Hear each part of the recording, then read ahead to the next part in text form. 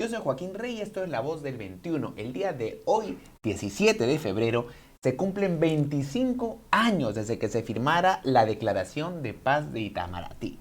Y el día de hoy nos visita un protagonista de este evento, nada menos que el embajador Eduardo Ponce, que ex vicecanciller, que fue quien firmó esta acta y nos visita precisamente para recordar la importancia trascendental de este momento histórico. Embajador, ¿cómo está? Buenas tardes. Joaquín, con todo gusto. Quisiera empezar por algo. Usted ha publicado el día de hoy en la edición impresa de Perú 21 un artículo, recordando los entreteleones de este proceso y comenta que la diplomacia llegó un poco tarde, se enteró un poco tarde de los conflictos que estaban pasando ya en el Valle del Cenepa. ¿Por qué pasó esto? Por el secretismo militar, el secretismo del gobierno en ese entonces, simplemente no quería que la diplomacia estuviera enterada de lo que ya era con toda seguridad una infiltración fortificada en el Valle del Cenepa. Yo específicamente me enteré de esto cuando me visitó en Lima el vicecanciller del Ecuador, Jaime Marchán, el 14 de diciembre del 94, ni siquiera 95. Y el vicecanciller Marchán me enseñó la transcripción de la conversación que tuvo con el comandante de las fuerzas peruanas que estaban cerca de las infiltraciones ecuatorianas, o sea, de las cabeceras del Valle del Cenepa. Yo fui a donde el canciller Goldenberg, que además era primer ministro, le conté lo que había visto en esta transcripción y Goldenberg llamó al presidente del Comando Conjunto 1, 2, 3 y 4 veces y nunca hubo una respuesta, ni siquiera una devolución de la llamada. Entonces pasaron las semanas y los primeros disparos y misilazos ocurrieron allá por el 7, 9 de enero, de tal manera que la reacción de la diplomacia peruana tuvo necesariamente que ser de emergencia, porque no estábamos oportunamente al tanto de una situación tan delicada y que al final, en realidad, significó la salida de la infiltración ecuatoriana por la diplomacia y no por la fuerza militar. Y en este contexto además hay que decir que era un contexto político, ¿no? Porque en abril, si no me equivoco, de ese año había la elección presidencial. ¿Cómo jugaba ese factor político en este? Jugaba horriblemente mal, pues. ¿Qué más le puedo decir? Imagínense, el candidato era el presidente Fujimori, sí, y su contendor era nada menos que mi colega tan respetado y querido, Javier Pérez de Cuéllar. Pero estaba él llegó, me acuerdo, por las aguas del Titicaca al Perú, sí, y empezó a hacer campaña, pero una campaña cuesta arriba porque naturalmente las cosas no estaban a su favor. Porque bueno, era muy popular en ese momento. Obvio, ¿no? Entonces, estos hechos se ubicaban en el tiempo 2 meses antes de las elecciones, lo que era evidentemente feroz y lo que determinó que mi respetado colega y amigo don Javier Pérez de Cuéllar tuviera que tomar una posición contraria a la del gobierno y a la negociación. Todo el mundo nos pedía aquí, no solamente él, sino la prensa en su mayor parte, que primero salieran las tropas ecuatorianas y que después comenzáramos a negociar. Lo que evidentemente era demasiado pedir porque era pura y simplemente imposible. Esta es la posición de Pérez de Cuéllar. Esa fue la posición del embajador Pérez de Cuéllar, como le repito, obligado por las circunstancias de una campaña cuesta arriba, ¿no? Cuesta arriba porque todo estaba en su contra políticamente. Yo entendí rápidamente que se trataba de eso, pero así fueron las cosas. De tal manera que mi situación en la negociación fue sumamente difícil en lo interno y en lo externo, porque el Ecuador, un país más pequeño, reputado como débil frente al Perú, tenía una campaña mediática, una campaña de propaganda increíblemente bien orquestada, que jugó obviamente en nuestra contra, ¿no? Ahora, los procesos de negociación diplomática usualmente toman periodos de tiempo más largos. Sin embargo, en este caso fue más bien muy rápido. ¿Cuáles fueron los factores que permitieron que en un periodo de tiempo tan corto se llegara a la firma de una declaración? Entiendo que fue en febrero y el proceso de negociación empezó en enero, ¿no? Perdón. Sí, bueno, yo viajé al primer capítulo de esta negociación que fue en Río de Janeiro. A sugerencia mía, con el vicecanciller del Brasil, organizamos una primera fase de esta negociación en el Palacio de Río Branco de Río de Janeiro, donde se firmó el protocolo de 1942. Era una cosa simbólicamente importante y muy significativa para el Perú y obviamente para el Ecuador. Ese periodo, ese primer lapso, duró hasta el 5 de febrero. El 5 de febrero, después que logramos un acuerdo con el viceministro ecuatoriano, en presencia y con la participación de los garantes del protocolo, el presidente del Ecuador desautorizó el acuerdo de su viceministro. Y desgraciadamente volvimos a foja cero. Tuvimos que trasladar la negociación a Brasilia, y esa es la negociación que duró hasta el 17 de febrero, fecha en la cual firmamos no solamente la declaración de paz de Itamaraty, sino que yo exigí que los garantes firmaran entre sí una declaración comprometiéndose a acompañar a los dos países hasta el final, hasta la demarcación total de la frontera, en un proceso que fue realmente inédito porque, por ejemplo, usted recordará en el episodio luctuoso de Paquilla, la fuerza militar peruana expulsó radicalmente a las fuerzas ecuatorianas. Pero en el plano diplomático, el Ecuador llamaba a los garantes los países amigos y en calidad de tales los hizo participar o participar a medias, mejor dicho, en el marco de la OEA. O sea, la victoria militar en Paquilla no tuvo una correspondencia diplomática, porque no resultó absolutamente en nada. Mientras que en el caso del CENEPA, mientras perdíamos en el frente militar por la desventaja estratégica de ese valle y las alturas del Cóndor que dominaban con su artillería, tuvimos una victoria diplomática muy importante porque se comprometieron los ecuatorianos a llegar hasta el final de la ejecución del protocolo, que se dio 4 años después, y además los garantes se comprometieron entre ellos coetáneamente a participar con una declaración absolutamente compromisoria. Porque la rebeldía de Ecuador frente al protocolo de Río de Janeiro y el fallo arbitral de Díaz de Aguiar de 1945 cohibía a los garantes, ¿no? Evidentemente. Entonces, su participación se hacía relativa. En el caso del CENEPA, felizmente se dieron las condiciones como para que la figura se volteara totalmente. Desde el punto de vista estrictamente militar, Perú, digamos, tenía la de perder en este escenario, en el año 95. Necesariamente. No, si usted conociera el Valle del Cenepa, es pues una hondonada llena de fango, absolutamente cubierta por una densísima neblina. Entonces, el factor aéreo, por ejemplo, desaparece, ¿no? Y el hecho de que estuvieran incrustados fortificadamente en 3 puntos de las cabeceras del río, muy cerca de las alturas del Cóndor, con un jefe militar que había sido agregado militar de Ecuador en Israel, el general Moncayo, que tenían pues una artillería muy sofisticada, nos tenían absolutamente en unas condiciones de desventaja fundamental. La única alternativa era abrir otros frentes de guerra.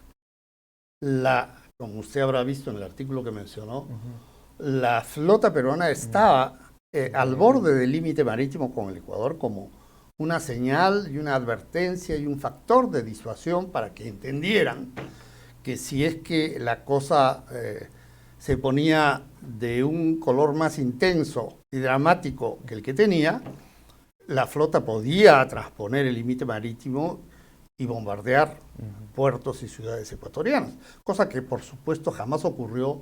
El Perú tuvo una decisión tremenda de contenerse y de evitar lo que habría sido una guerra total con el Ecuador. Y concretamente, ¿a qué se compromete cada parte en virtud de este acuerdo, de esta declaración de paz? Se compromete nada menos, en su artículo 6, que a llegar a un proceso de negociación que permita superar los que los garantes llamaron impases subsistentes. Esa frase elíptica, impases subsistentes, eran el equivalente al gravísimo problema territorial que el Ecuador siempre reclamó al Perú. Entonces, aparte de eso, como yo le repito, les pedí a los garantes como condición que firmaran entre sí un compromiso para acompañarnos en esa negociación hasta lograr la demarcación total a través de la colocación de los hitos en los tramos en que no existían en la frontera bilateral. ¿Y cuál fue el rol de los garantes, que entiendo que fueron Argentina, Chile, Brasil y Estados Unidos? Sí, claro, fueron. ¿Y cuál es la importancia de los garantes en este proceso? Bueno, la importancia es la que deriva de la garantía. Cuando el Perú ganó la guerra de 1941 con el Ecuador, lo que obtuvo fue la firma de un tratado de paz y límites. En ese tratado se estableció la frontera, cuya delimitación planteó ciertos problemas. Los problemas fueron resueltos por un arbitraje técnico de un brasileño que se llamaba Brás Díaz de Aguiar, cuyo fallo fue en 1945, después de lo cual se siguió demarcando la frontera con hitos hasta que entre 1948 y 50 el Ecuador primero planteó la inejecutabilidad del fallo y después, con el tiempo y las aguas, desgraciadamente, llegó hasta la declaración de invalidez del protocolo, de no reconocerlo radicalmente y de detener absolutamente todo trato con el Ecuador, que fue una situación que subsistió y dio lugar a enfrentamientos y a choques fronterizos sumamente frecuentes. Y entre el acuerdo de Itamaraty y ya el acta de Brasilia, que es la paz definitiva en el 98, ese proceso, ¿cómo fue? Supongo que usted estuvo involucrado también en esta etapa. Bueno, en esa época yo no estuve directamente involucrado porque fui designado embajador en Londres. Pero naturalmente tuve una participación consultiva, digamos. Antes ya habíamos no solamente logrado esta declaración, es mucho más que una declaración, es un armisticio, es un acuerdo en el cual se pacta un proceso negociador fundamental y además establece una zona desmilitarizada y se designa una misión de observadores militares de los países garantes que se llamó MOMEP. Esta zona desmilitarizada y la presencia de una misión de los países garantes, de los observadores militares, fue tan importante que evitó que en 1998 estallara una nueva guerra. Todos deben recordar, yo no sé francamente la edad de usted, mi querido Joaquín, pero en 1998, cuando el Ecuador cambió de presidente, estuvimos a punto, o sea, las armas estaban a 50 metros de distancia y las fuerzas militares de cada país estaban deseosas de vengarse contra la otra. Entonces, felizmente, el Ecuador eligió como presidente a Yamil Mahuad, tuvo un discurso de investidura genuinamente conciliador. Se logró después que se reunieran en el Paraguay, me parece, con ocasión de un cambio de mando. Se conocieron con el entonces presidente del Perú y se logró aplicar esta zona desmilitarizada un poco más allá para que cubriera el sitio donde iba a prosperar este ataque militar a toda escala en el que estaban comprometidas las fuerzas militares de los dos países. Es interesante a veces cómo las voluntades personales juegan un rol clave. Si es que Yamil Maguad no hubiera sido necesariamente quien entrara a la presidencia, otra hubiera podido hacer la suerte de este conflicto. Absolutamente. Absolutamente.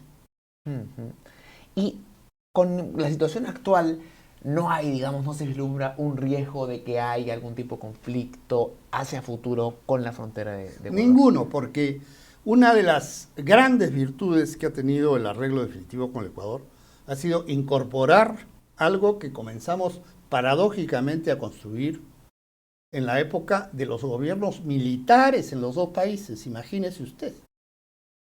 El Perú tuvo un golpe militar en 1968 y los ecuatorianos tuvieron también un golpe. Habían dos generales como presidentes. E increíblemente en esa época empezamos, por necesidad de las cosas, yo era consejero de la embajada en Quito, a construir una serie de proyectos de integración fronteriza que naturalmente eran quimeras, porque al momento de aplicar la voluntad política no podía darse. Y no podía darse porque para los ecuatorianos había un inmenso y metafísico problema territorial con el Perú. Y el Perú tenía la posición de negar absolutamente la existencia de cualquier tipo de problema con el Ecuador. Entonces, el diálogo era puramente imposible, ¿no? Entonces, sobre la base de esos esfuerzos, ¿no?, que históricamente fueron compilados, yo recuerdo una larguísima conversación que tuve con Drago Kisic para contarle de todos estos proyectos y logramos en esta negociación que llegó a fructificar en 1998, a hacer un bolsón importantísimo de proyectos metido en lo que se llama el Plan Binacional Perú-Ecuador. El Plan Binacional Perú-Ecuador fue en realidad una maravilla. Una maravilla porque es en realidad un hiperproyecto de integración fronteriza, aparte de que va de la mano con el Tratado de Comercio y Navegación, que establece el artículo 6 del Protocolo de Río de Janeiro, y que nosotros propusimos al Ecuador en 1992. En 1992 se produjo la primera visita oficial de un presidente del Perú al Ecuador. Nosotros llevamos, y el presidente que era entonces el señor Fujimori, planteó lo que llamamos una propuesta integral con este contenido que le acabo de mencionar. Y esta propuesta integral fue leída por él en el Congreso ecuatoriano, aparte de haber sido entregada al presidente del Ecuador, que entonces era Rodrigo Borja. Y todo esto después de algo que casi nos lleva una vez más a la guerra alrededor de la presencia de fuerzas de uno y otro país en un puesto de vigilancia que se llamaba Pachacútec. Así es. Las crisis producen soluciones. Y esta fue una gran crisis en la cual yo tuve la gran honra, el gran desafío y el gran sufrimiento de participar, porque la negociación fue feroz, fue durísima, pero felizmente se sentaron bases tan fuertes, que pudieron llegar a la paz definitiva en 1998, y la seguridad que yo tengo de que nunca más va a ocurrir nada parecido entre el Perú y el Ecuador, es que los ecuatorianos aceptaron la solución final con mayor regocijo que los peruanos, aunque parezca mentira, porque el arreglo final dio la razón en un 100% al Perú y a su posición sobre los límites bilaterales. Entonces, yo que divulgué una encuesta en el Ecuador en 1994, no me equivoqué. No me equivoqué no, la predicción no la hizo yo, fue una encuestadora que publicó esta encuesta, y a través de eso me enteré que había muchas otras encuestas en el mismo sentido. En el Ecuador, por ejemplo, después de la guerra de Paquilla, el presidente Hurtado mandó a hacer una encuesta y las respuestas de la gente apoyaban la paz con el Perú a través de una negociación sobre la base del protocolo de Río de Janeiro. ¿Por qué tenía tanta aceptación en Ecuador si es que el Perú había conseguido todas sus aspiraciones en este proceso? Y yo creo que al pueblo ecuatoriano esta presión militar histórica para mantener y fomentar este conflicto con el Perú, este problema territorial, como ellos lo llamaban, era muy mal recibido. Estaban hartos de esa situación que significaba un dominio muy fuerte de la estructura militar en la política del Ecuador, ¿no? Entonces, yo creo que hay mucho de esos. Cuando yo divulgué los resultados de esta muestra, un íntimo amigo mío, fue un expresidente del Tribunal Constitucional en el Ecuador y ministro de varias carteras, me dijo: Eduardo, los ecuatorianos de mi generación, él era mayor que yo, o es mayor que yo, no te quieren. Los ecuatorianos entre las dos generaciones no saben. Y los ecuatorianos jóvenes te apoyan al 100% y te agradecen. Muy bien, embajador. Le agradezco mucho por haber compartido estas reflexiones y recuerdos con nosotros en este día de aniversario. Con todo gusto, Joaquín. Muy amable. Encantado de estar contigo. El embajador Eduardo Ponce, ex vicecanciller y firmante de la Declaración de Paz de Itamaraty, que el día de hoy cumple 25 años, una fecha realmente importante que debemos recordar. Sigan atentos a la programación de Perú 21 Televisión. Con permiso.